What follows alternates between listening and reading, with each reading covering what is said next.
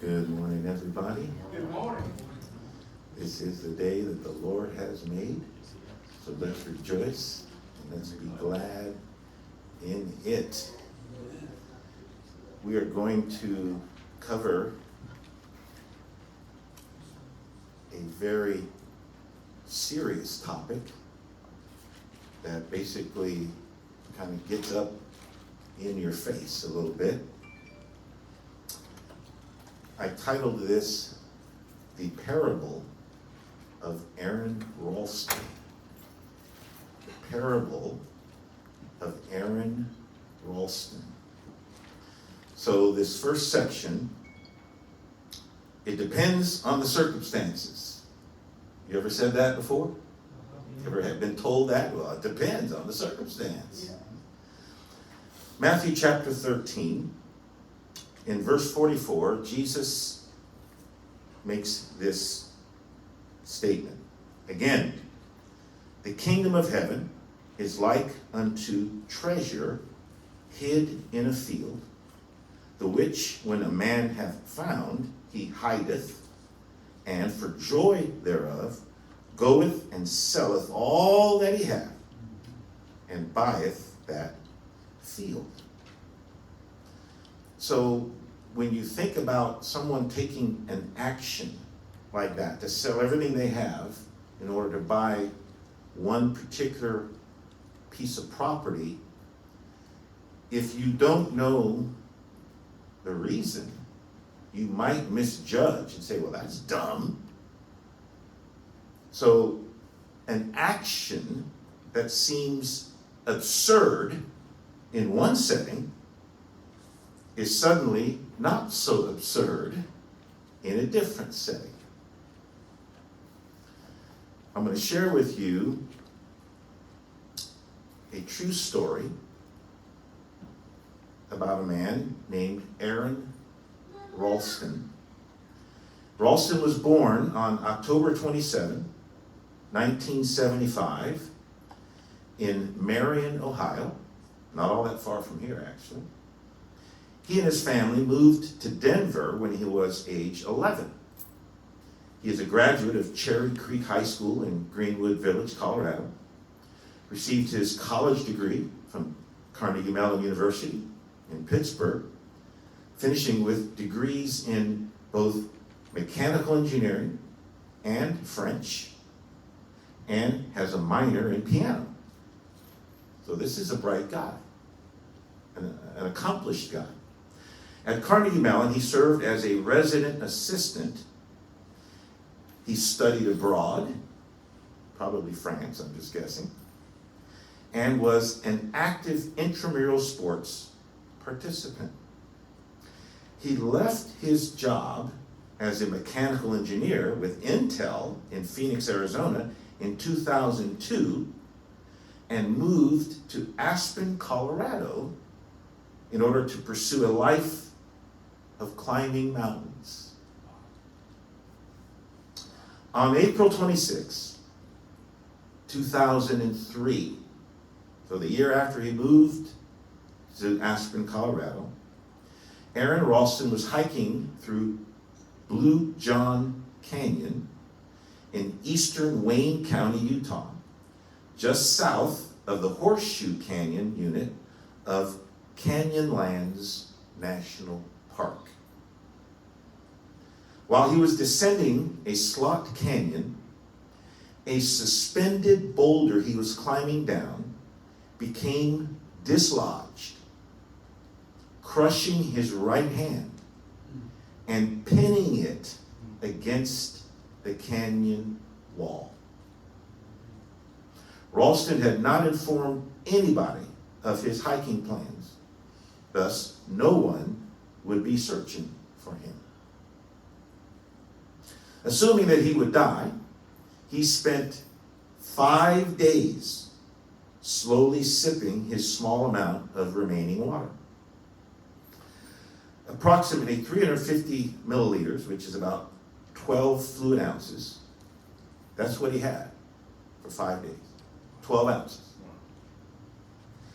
And slowly eating his small amount of food. 2 burritos, while trying to extricate his arm. So get the picture here. He's mountain climbing, something he does a whole lot. Literally, he changed his whole lifestyle and location to pursue that endeavor. And through a freak situation, his hand gets pinned against the canyon wall by a massive boulder. So for 5 days, he is sipping 12 ounces of water and finishing off 2 burritos while trying to get that arm somehow out of there. Got the picture?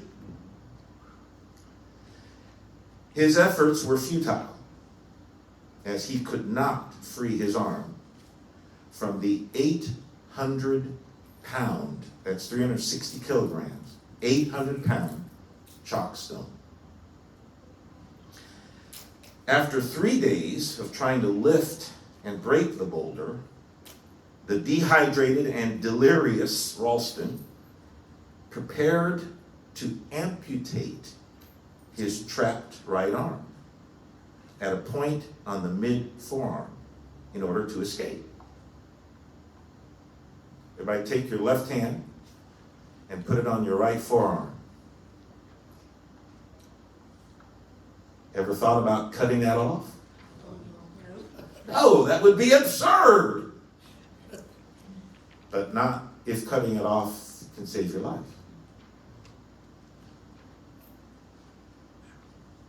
That's why I mentioned an action that seems absurd in one setting, it's suddenly not so absurd in a different setting.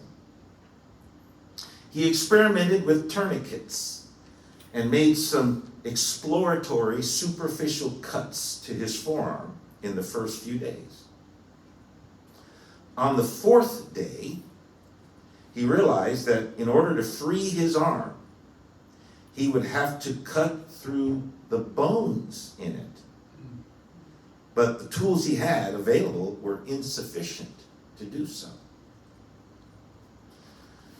When he ran out of food and water on the 5th day, he was forced to drink his own urine. He carved his name, his date of birth, and presumed date of death into the sandstone canyon wall and videotaped his last goodbyes to his family. He did not expect to survive the night. After waking at dawn the following day, which is now Thursday, May 1st, he had an epiphany that he could break his radius and ulna bones using torque against his trapped arm. So, again, hold your right arm up, wiggle your thumb.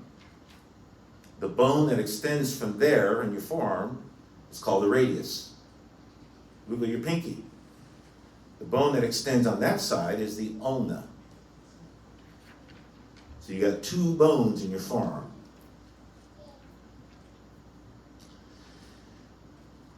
He did so. In other words, he used torque to break both of those bones.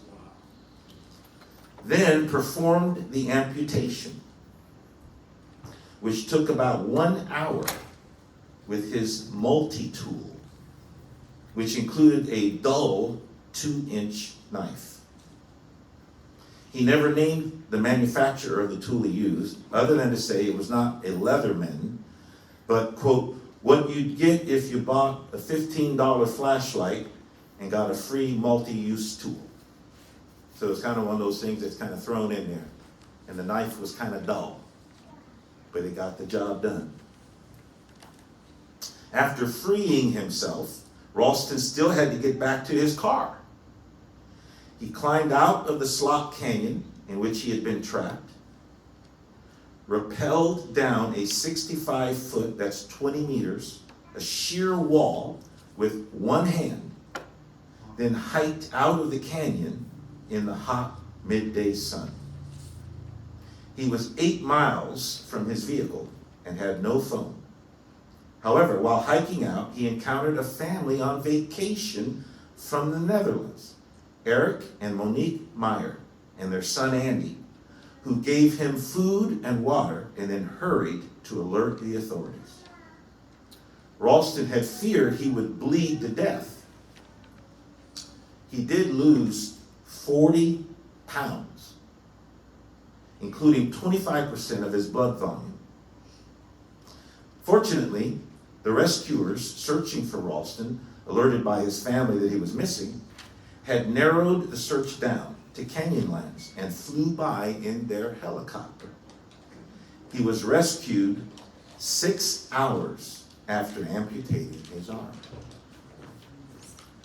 He had been trapped for 5 days and 7 hours. 5 days and 7 hours. For some of you, the wheels are turning. It's bringing back a memory of something. Ralston documented his experience in an autobiographical book titled, this is pretty apropos, his book was titled Between a Rock and a Hard Place. Published by Atria Books on September 7, 2004. British film director Danny Boyle directed the film 127 Hours about Ralston's accident. Filming took place in March and April of 2010, with a release in both New York City and Los Angeles on November 5th, 2010. Fox Searchlight Pictures funded the film. Actor James Franco played the role of Ralston. The movie received standing ovations at both the Telluride Film Festival and the Toronto International Film Festival.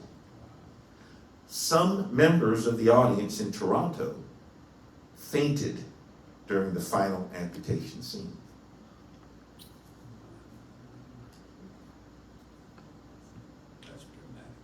How many would agree that for Aron Ralston, the stakes were pretty high?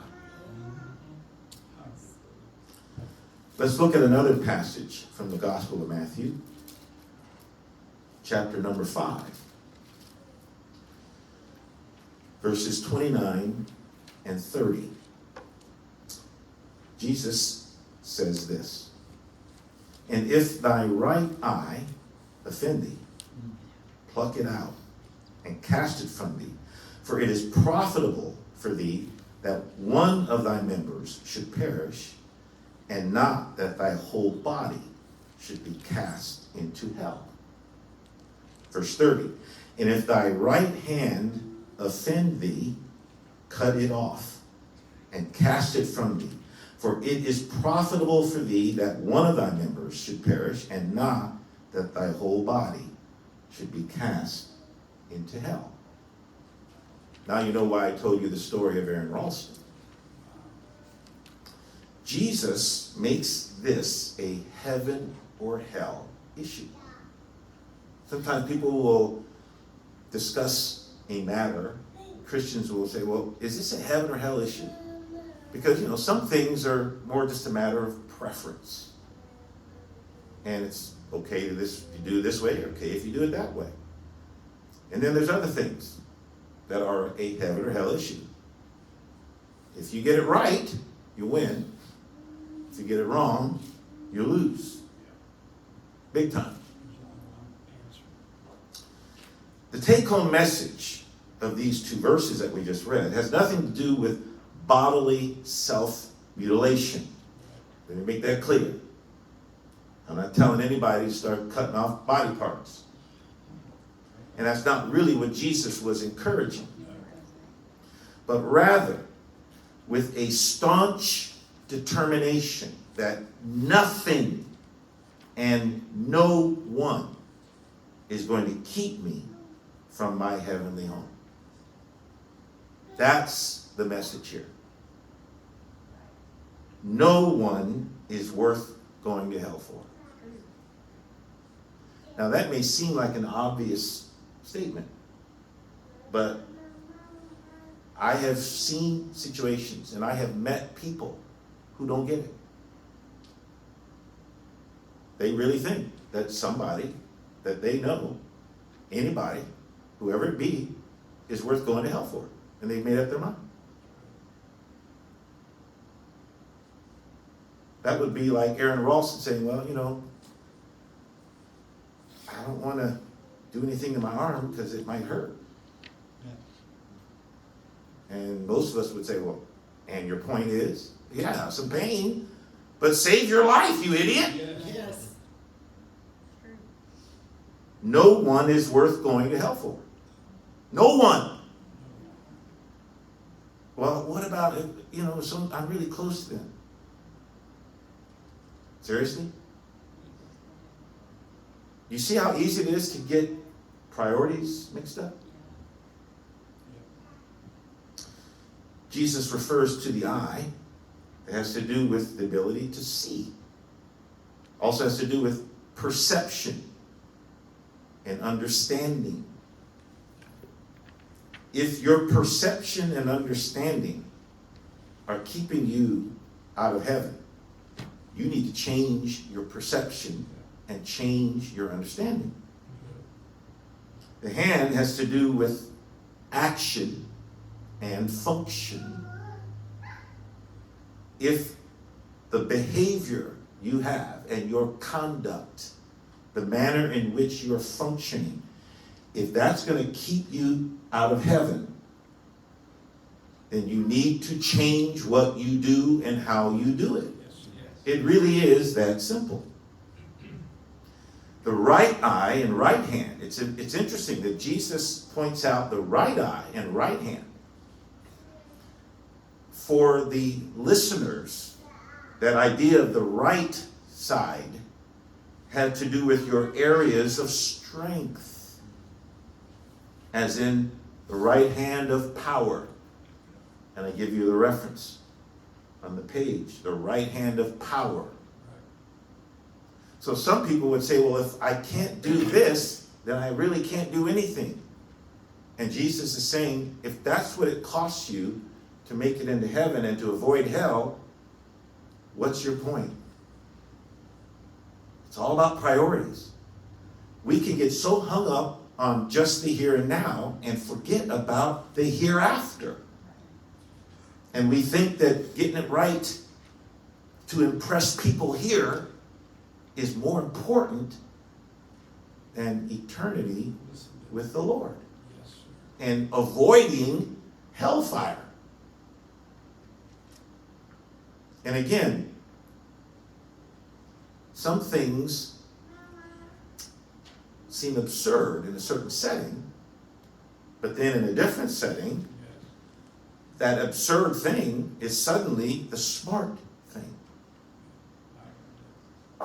So we need to be smart and not be stupid. Matthew chapter 7, verses 13 and 14. Jesus says, enter ye in at the strait gate. For wide is the gate. And this is saying straight, S-T-R-A-I-T. What he means is narrow. For wide is the gate, and broad is the way that leadeth to destruction, and many there be which go in thereat. There's a whole lot of people. Jesus says many. The impression would be at least a preponderance of a minority and possibly a majority that are going in the way that leads to destruction. Verse 14, because straight, A-I-T, is the gate, and narrow is the way which leadeth unto life, and few there be that find it. There was a movie some years ago, All Dogs Go to Heaven. And there's a good feeling that everybody likes to have that all people will go to heaven. But Jesus makes the statement here that makes the thinking of like, well, yeah, everybody's going to heaven. It makes that thinking completely upside down and backward. Jesus is pointing out that few there be that find it. That find what? That find the straight, narrow gate and way. Few. So there's about, I guess, 7+ billion. I guess we're moving toward 8 billion on the planet. And as many of that same number that have already lived and died in the history of mankind. That's a lot of folks. And Jesus is saying that of all those folks, the ones that make it through the straight and narrow gate are few.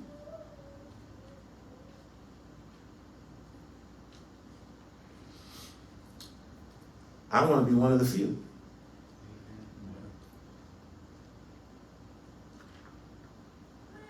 I hope you do. You can't just want to be one of the few. You have to want it badly. You have to want it a lot. You have to be willing to do, in essence, what Aron Ralston did. And again, this is not about self-mutilation of the body, but this is about changing whatever needs to be changed. Some things can be modified a little bit and they're fine. But there are other things that I just need to discard completely and replace. I can't switch it up and fix it. It's not fixable. It needs to be totally discarded and replaced with something totally different. We must have correct perception and correct function concerning important areas of life. I list some of those areas of life just to get people thinking. I'll read the list out loud. Possessions, associations, that's people you associate with. Job, or your work. Reputation, that's a biggie. Friendships, position, money, love, habits, titles, alcohol and drugs, education, desires, fantasies, influences, sexuality, interests, clubs, authority, health, belonging, fear, respect, honesty, and integrity. Those are just things to get you thinking. All of us have decisions to make. And each of our situations are unique. We can compare with others, and there's some similarities in many cases. But ultimately, each of our situations is unique.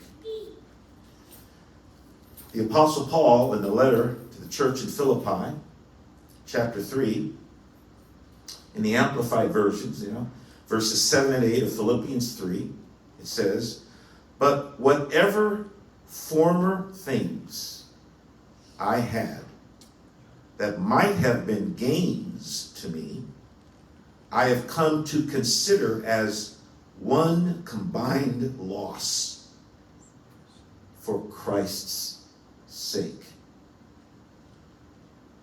He goes on, "Yes, furthermore, I count everything as loss compared to the possession of the priceless privilege, the overwhelming preciousness, the surpassing worth and supreme advantage of knowing Christ Jesus my Lord, and of progressively becoming more deeply and intimately acquainted with him, of perceiving and recognizing and understanding him more fully and clearly.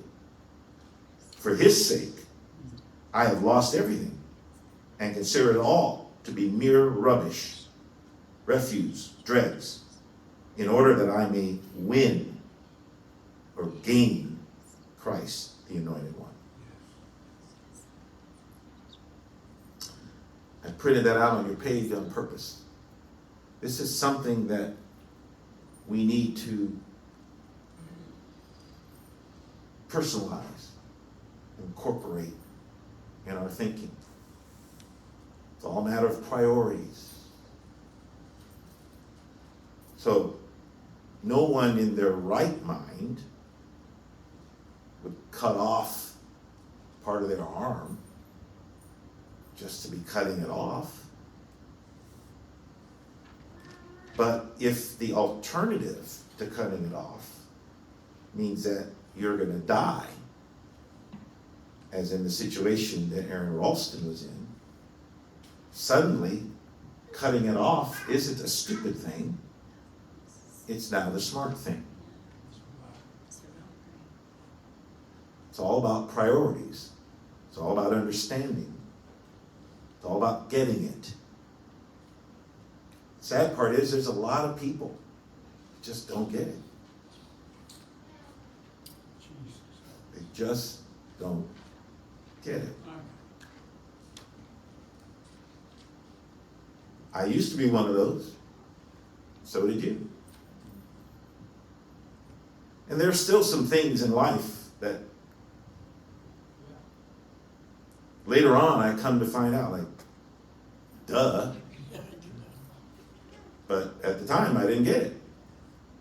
But it's one thing for that to be the case for temporal stuff. What you don't want is to not get it when it's about heaven and hell. When the consequences are not temporal but are eternal. It's when it's really important to get it, when the consequences are eternal. In other words, the stakes are high. Most of the time when we talk about the stakes being high in life, it has to do with money or possessions or a job or job title, stuff like that. And I am not telling you that those things are not important. They are important. They're very important. But there's a ranking. And those things are important unless and until they conflict with eternal matters. So there's some jobs that maybe pay a whole lot of money. But if that job is going to cost you your soul, you need to cut it off. That's what Jesus was saying. And when he makes these things a heaven or hell issue, that's when it's time to sit up and take notice and recognize that this isn't just a preference here. It's not a matter of, well, 6 in one hand, half dozen in the other. No. It's about heaven and hell. Nobody can make heaven or hell decisions for you except you. Other people can have influence. Other people can pull you in one or the other direction. But nobody can force you. You're the only one that ultimately makes that choice. And if you don't get it, then you're liable to make a really bad decision that has eternal consequences. We need to take responsibility for our choices and for our decisions, because God is going to hold us responsible. So to choose not to take responsibility doesn't get you off the hook. It just means that you're setting yourself up for disaster. And disaster can be something that is temporary, but there are some disasters that are eternal. I don't want to make a decision that fails to take into account the importance and the significance on your page, I wrote, who or what in your life must go in order for you to be among the few?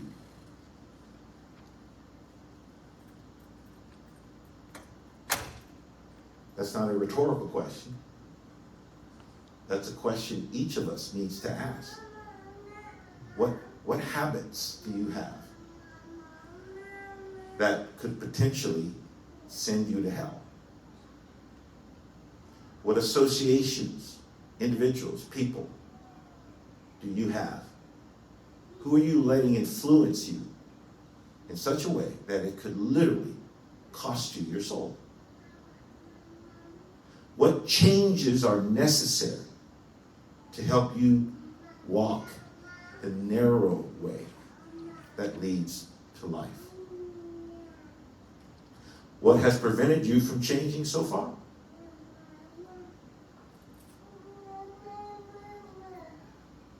Who are you trying to impress? Or what are you valuing greater than the things that Jesus is valuing? He knows everything about you. He knows your likes and dislikes. He knows what gets you stoked.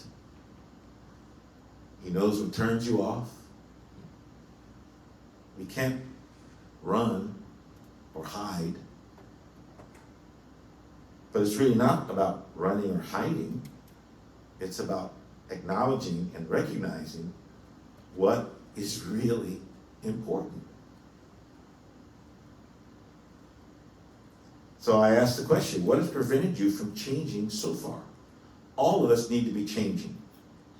As I love to point out, and I say this in all sincerity, if I am going to be more like Jesus, then one of us is going to have to change.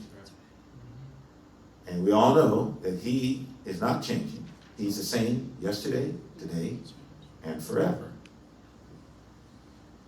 And if I'm going to be more like him, I have to change.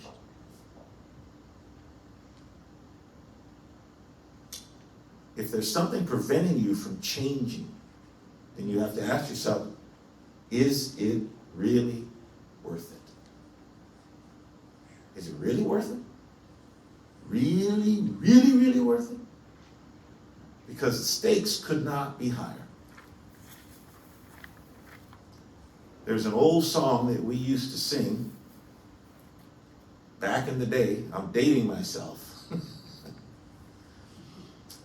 And it simply is a statement, really. It's a statement and it is a request of the Lord. And it really simply says, above all else, I must be saved. I want us to sing this, if you'll stand with me.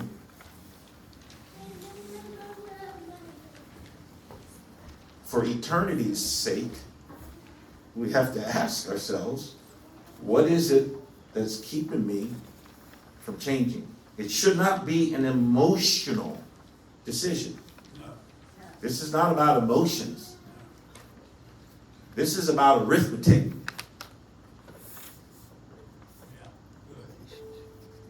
Weigh it on this side and weigh it on this side and look at the numbers and ask yourself, which do I want?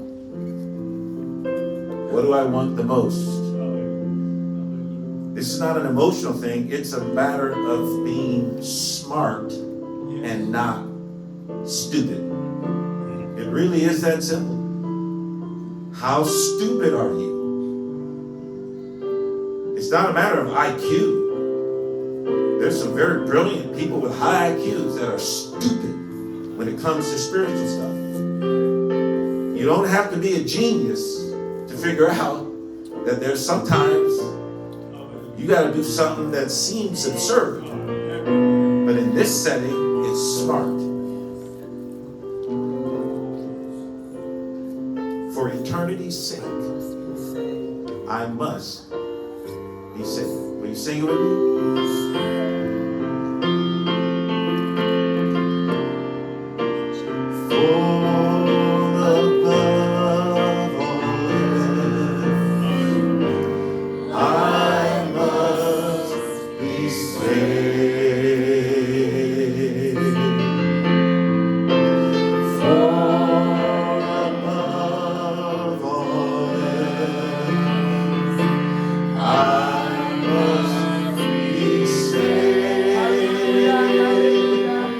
We're asking the Lord now, whatever you have to do. So whatever you have to do to me, don't let me be lost for eternity. Why? For above all else, I must be saved. Let's sing it again. Let's not let these words fall to the floor.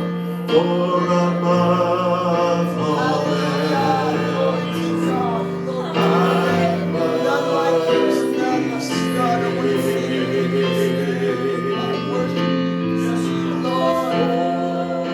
above all else, I must be saved.